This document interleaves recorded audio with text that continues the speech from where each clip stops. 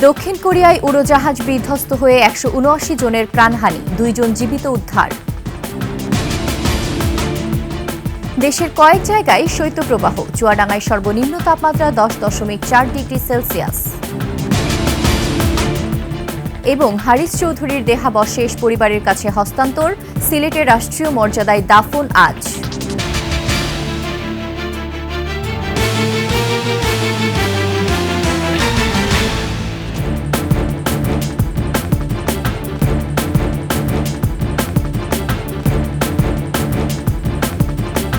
শুনছিলেন সংবাদ শিরোনাম, আমন্ত্রণ ২১শে সংবাদে।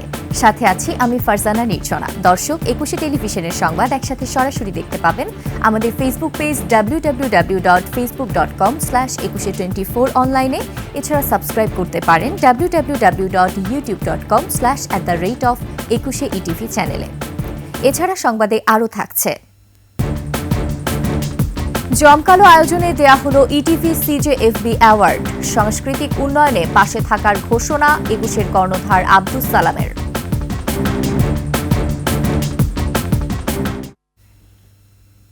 দক্ষিণ কোরিয়ায় যাত্রীবাহী বিমান বিধ্বস্ত হয়ে ১৭৯ জন নিহত হয়েছে, জীবিত উদ্ধার করা হয়েছে ২ জনকে। এ তথ্য নিশ্চিত করেছে বার্তা সংস্থা ইয়োনহাপ। ল্যান্ডিং গিয়ারের ত্রুটির কারণে এই দুর্ঘটনা ঘটে বলে প্রাথমিকভাবে ধারণা করা হচ্ছে। আফসানা নীলার ডেস্ক রিপোর্ট। সকালে পূর্ব এশিয়ার অন্যতম শহর মুয়ানের মুয়ান আন্তর্জাতিক বিমানবন্দরে অবতরণের সময় রানওয়ে থেকে ছিটকে পড়ে বিমানটি। এরপরই ভয়াবহ আগুন ধরে যায়। ১৭৫ যাত্রী ও ৬ জন ক্রু নিয়ে থাইল্যান্ড থেকে ফিরছিল জেজু এয়ারের বোয়িং 737 উড়োজাহাজটি। বিমান বিধ্বস্তের ঘটনায় এখনও উদ্ধার কাজ চলছে। ১৮১ জনের মধ্যে ২ জনকে জীবিত উদ্ধার করা হয়েছে। বার্তা সংস্থা ইয়োনহাপ এ তথ্য নিশ্চিত করেছে। জরুরি অফিস এবং স্থানীয় গণমাধ্যমের তথ্য অনুযায়ী ল্যান্ডিং গিয়ারে ত্রুটিযুক্ত বিমানটি রানওয়ে থেকে সরে গেলে আগুন লেগে বিস্ফোরণের ঘটনা ঘটে। পাখির সাথে সংঘর্ষের জেরে ল্যান্ডিং গিয়ারে গোলযোগ তৈরি হতে পারে বলে প্রাথমিকভাবে ধারণা করা হচ্ছে। আফসানা নীলা, ডেস্ক রিপোর্ট, ২১শে টেলিভিশন। অগ্নিকাণ্ডের পর সচিবালয়ে আজ থেকে শুরু হয়েছে দাপ্তরিক কার্যক্রম। আসছেন কর্মকর্তা কর্মচারীরা। সেখানে আছেন আমাদের সহকর্মী মফিউর রহমান। সরাসরি চলে যাচ্ছি তার কাছে। মফিউর, সচিবালয়ের সার্বিক পরিস্থিতি জানাবেন আমাদের। ধন্যবাদ। আপনি জানেন যে সচিবালয় গেল বৃহস্পতিবার রাতে 1:50-এর দিকে আগুন লাগে। তারপর বৃহস্পতিবার যদিও অফিস খোলা দিন ছিল, কিন্তু সেদিন আসলে খুব একটা কার্যক্রম হয়নি। আমি যদি দেখাতে চাই যে এখান থেকে সচিবালয় গেটটি দেখতে পাচ্ছেন। বৃহস্পতিবার সচিবালয় কর্মকর্তা কর্মচারীরা যারা এসেছিলেন তাদের সীমিত সংখ্যক কর্মকর্তা কর্মচারীদেরকে সচিবালয়ে ঢুকতে দেওয়া হয়েছিল। কিন্তু আজকে এরপর শুক্র শনিবার ছুটি ছিল, ছুটি থাকে আসলে, আর তারপর আগুন নেভানোর কার্যক্রমও ছিল। তো সেই ক্ষেত্রেও সচিবালয় কর্মকর্তা কর্মচারীদের কাউকে ঢুকতে দেওয়া হয়নি। শুধুমাত্র গত 2 দিন আইনশৃঙ্খলা বাহিনীর যে সদস্যরা রয়েছেন তাদেরকে ভিতরে ঢুকতে দেওয়া হয়েছে। ক্রাইম সিন ইউনিট ঢুকেছে এবং তদন্তকারী যে কয়টি কমিটি হয়েছে সেই কমিটির সদস্যরাই শুধুমাত্র ভিতরে ঢুকেছেন। আজকের অবস্থা যদি আপনাকে বলি, আপনাকে যদি দেখাই যে সচিবালয়ের ১ নম্বর গেটটি যদি আমরা ক্যামেরা পার্সনকে বলি একটু দেখানোর জন্য, সেটি কিন্তু ১ নম্বর গেটের দিকে একটু তাক করতে বলছি আমার ক্যামেরা পার্সনকে। ১ নম্বর গেটের দিকে দেখেন যে ওখান দিয়ে কিন্তু কোনো গাড়ি ঢুকছে না। সচিবালয়ে আজকে উপদেষ্টা এবং সচিব ছাড়া কাউকেই আসলে গাড়ি দিয়ে ঢুকতে দেওয়া হচ্ছে না। উপদেষ্টার সাথে হচ্ছে ওনার যেই কয়জন সহকারী থাকে তাদেরকে ঢুকতে দেওয়া হচ্ছে। আর নিরাপত্তার সংশ্লিষ্ট যারা আছে, পুলিশ এবং আরও যারা নিরাপত্তার দায়িত্বে আছে, তাদের কিছু গাড়ি আসলে ভিতরে ঢুকছে। আর এদিকে ১ নম্বর গেটের পাশেই হচ্ছে ১ নম্বর গেটের পাশেই এখান দিয়ে হেঁটে ঢোকার গেটটা রয়েছে। এখান দিয়ে আমরা যদি দেখি যে এখান দিয়ে আসলে সচিবালয়ের কর্মকর্তা কর্মচারী যারা রয়েছেন তারা হেঁটে ঢুকছেন এবং কড়া তল্লাশি চৌকি পার হয়ে তারপর তাদেরকে ভিতরে ঢুকতে দেওয়া হচ্ছে। সচিবালয়ে এই এত কড়া তল্লাশি এর আগে কখনো হয়েছিল কি না সেটি আসলে বলা যাচ্ছে না। এখানে আসলে ভিতরে যে কি অবস্থা সেটা আমরা এখনও জানতে পারিনি, কারণ হচ্ছে আমরা এখনও সেরকম কারোর সাথে কথা বলতে পারিনি। কিছুক্ষণ পর আমরা তাদের সাথে কথা বললে হয়তো ভিতরের আরও পরিস্থিতি আপনাদের পরবর্তীতে জানিয়ে দিতে পারবো। ধন্যবাদ। মফিউর রহমান, অসংখ্য ধন্যবাদ আপনাকে। দর্শক, আমাদের সাথে সচিবালয় থেকে যুক্ত ছিলেন সহকর্মী মফিউর রহমান, জানাচ্ছিলেন সচিবালয়ের সর্বশেষ খবর। চলে যাচ্ছি অন্যান্য খবরে। দেশের সব কয়েকটি স্থানে এখনও বইছে শৈত্যপ্রবাহ। চুয়াডাঙ্গায় তীব্র ঠান্ডায় স্থবির হয়ে পড়েছে জনজীবন। কুয়াশা ও হিমেল বাতাসে বিপাকে সাধারণ মানুষ। এই অবস্থা আরও কয়েকদিন থাকার সম্ভাবনা রয়েছে। কনকনে ঠান্ডায় চরম দুর্ভোগে কর্মজীবী ও নিম্ন আয়ের মানুষ। আগুন জ্বালিয়ে শীত থেকে বাঁচার চেষ্টা করছেন তারা। প্রয়োজন ছাড়া কেউই ঘর হতে বের হচ্ছেন না। হাসপাতালে বাড়ছে শীতজনিত রোগীর সংখ্যা। আবহাওয়া অফিসের তথ্যানুযায়ী সকাল ৬টায় জেলায় সর্বনিম্ন তাপমাত্রা রেকর্ড করা হয়েছে 10.4 ডিগ্রি সেলসিয়াস। এদিকে কুড়িগ্রামে তাপমাত্রা সামান্য বাড়লেও কমেনি শীতের দাপট। সকালে জেলায় তাপমাত্রা রেকর্ড করা হয়েছে 11.3 ডিগ্রি সেলসিয়াস।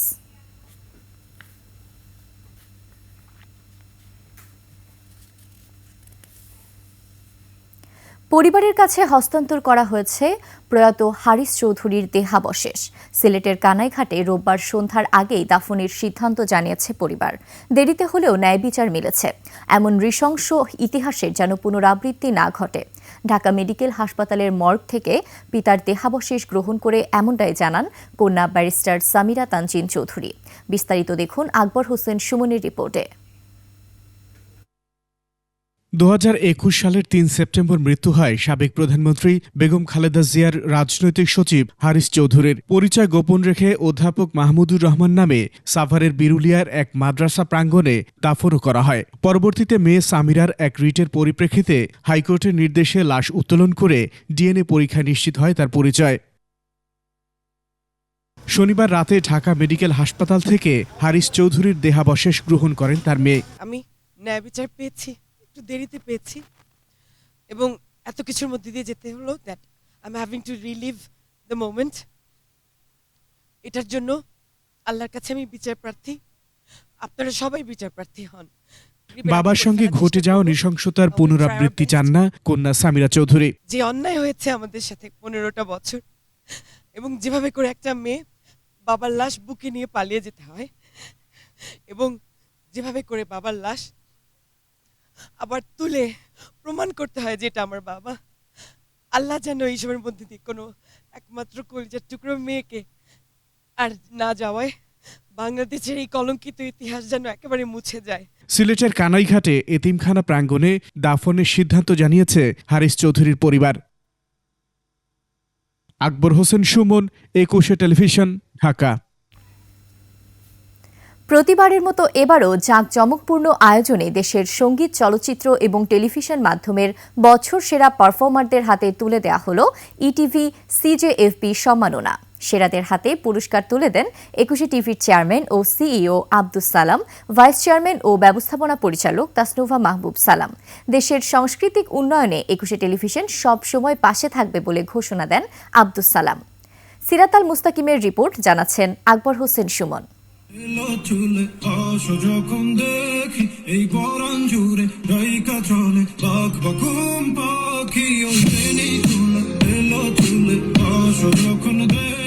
ঢাকা শেরাটন হোটেলের grand ballroom. 21 television CJFB performance পুরস্কার প্রদানের জন্য এমন জমকালো আয়োজন। দেশের বিভিন্ন অঙ্গনের খ্যাতিমান ব্যক্তিদের পদচারণায় মিলন মেলায় পরিণত হয় অনুষ্ঠান।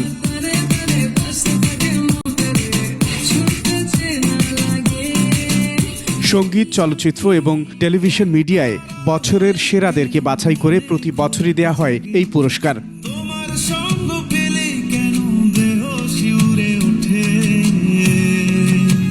অনুষ্ঠানে প্রধান অতিথি হিসেবে উপস্থিত ছিলেন সংস্কৃতি উপদেষ্টা মোস্তফা সরওয়ার ফারুকী। জুলাই অভ্যুত্থানের শহীদদের স্মরণ করে শুরু হয় অনুষ্ঠান। জমকালো এই আয়োজনে উপস্থিত ছিলেন 21 টেলিভিশনের চেয়ারম্যান ও CEO Abdus Salam, vice chairman ও ব্যবস্থাপনা পরিচালক তাসনুভা মাহবুব সালাম। 21 টেলিভিশনের চেয়ারম্যান আব্দুস সালাম বলেন, দেশের সংস্কৃতির উন্নয়নে সব সময় কাজ করে যাচ্ছে 21 টেলিভিশন। ভবিষ্যতেও এমন আয়োজনের সাথে থাকার ঘোষণা দেন তিনি। 21 টেলিভিশন বরাবরই বাংলাদেশের কৃষ্টি, সংস্কৃতি এগুলো নিয়ে কাজ করেছে।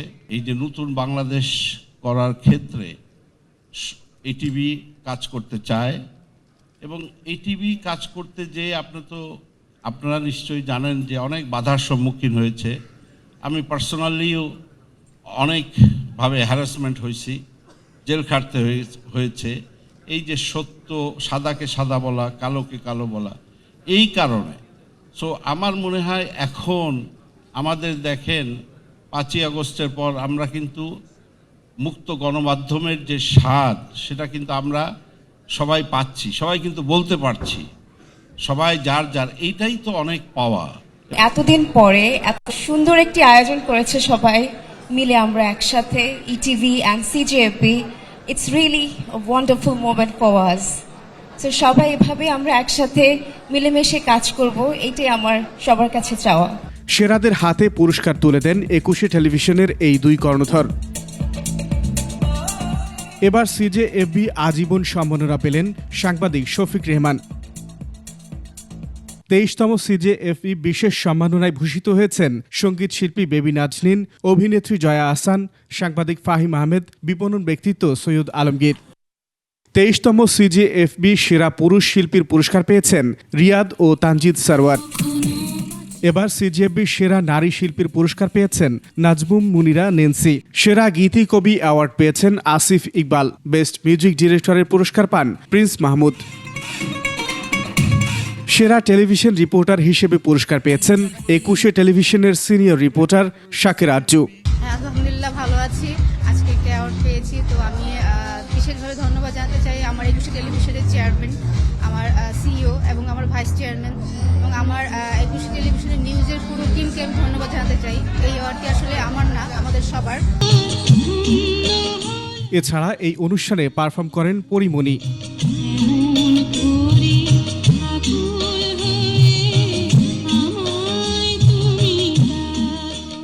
সিজেএফবির বিগত 22 বছরে 21শে টিভি টানা 7 বছর অফিসিয়াল ব্রডকাস্ট পার্টনার হিসেবে যুক্ত ছিল। এবারই প্রথম টাইটেল স্পন্সর হয়ে সিজেএফবির সঙ্গে যাত্রা শুরু করল 21শে টেলিভিশন। আকবর হোসেন সুমন, 21শে টেলিভিশন, ঢাকা। দাফতরিক কার্যক্রম চালু রাখতে ঢাকা দক্ষিণ সিটি কর্পোরেশনের নগর ভবনের শূন্য কক্ষগুলোতে দাফতরিক কার্যক্রম পরিচালনা শুরু করেছে স্থানীয় সরকার, পল্লী উন্নয়ন ও সমবায় মন্ত্রণালয়।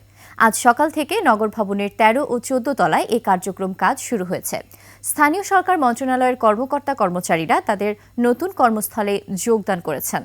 নতুনভাবে এ কার্যক্রম শুরু করার জন্য নগর ভবনের ইলেকট্রিসিটি ও পরিষ্কার পরিচ্ছন্নতা ও মেরামতের কাজ চলছে। গত বুধবার সচিবালয়ের 7ম তলায় আগুনে স্থানীয় সরকার ও পল্লী উন্নয়ন মন্ত্রণালয় পুড়ে যাওয়ায় এ পদক্ষেপ নেন উপদেষ্টা আসিফ মাহমুদ। এবার আন্তর্জাতিক সংবাদ।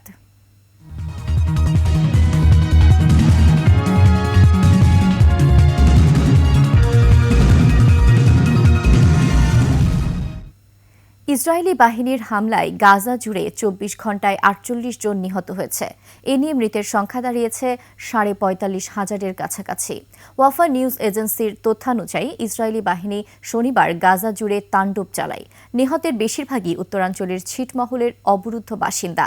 এদিকে ইসরায়েলি বাহিনীর অভিযানের পর ফিলিস্তিনের উত্তর গাজার কামাল আদওয়ান হাসপাতাল এখন ফাঁকা। অভিযানের পর উত্তর গাজার আংশিক সচল সবশেষ এই হাসপাতালটির সেবা কার্যক্রমও বন্ধ হয়ে যায়। হাসপাতালের পরিচালক সহ কয়েক ডজন কর্মীকে ধরে নিয়ে গেছে নেতানিয়াহু বাহিনী। বিশ্ব স্বাস্থ্য সংস্থা উত্তর গাজার স্বাস্থ্যসেবা আর রোগীদের এমন পরিস্থিতিতে উদ্বেগ প্রকাশ করেছে। শেষ করছি 21শে সংবাদ। যাবার আগে সংবাদ শিরোনামগুলো আরও একবার। দক্ষিণ কোরিয়ায় উড়োজাহাজ বিধ্বস্ত হয়ে 179 জনের প্রাণহানি, 2 জন জীবিত উদ্ধার। দেশের কয়েক জায়গায় শৈত্যপ্রবাহ, চুয়াডাঙ্গায় সর্বনিম্ন তাপমাত্রা 10.4 ডিগ্রি সেলসিয়াস। এবং হারিস চৌধুরীর দেহাবশেষ পরিবারের কাছে হস্তান্তর, সিলেটের রাষ্ট্রীয় মর্যাদায় দাফন আজ।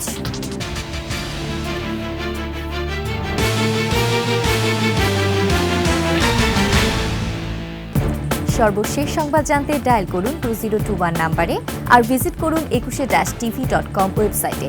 ফেসবুকে ভিজিট করতে পারেন www.facebook.com/2124 অনলাইনে। এছাড়া সাবস্ক্রাইব করতে পারেন www.youtube.com/@21etv চ্যানেলে। এতক্ষণ সঙ্গে থাকার জন্য ধন্যবাদ। পরবর্তী সংবাদ দুপুর 1টায় দেখার আমন্ত্রণ রইল। 21-এর সাথেই থাকুন।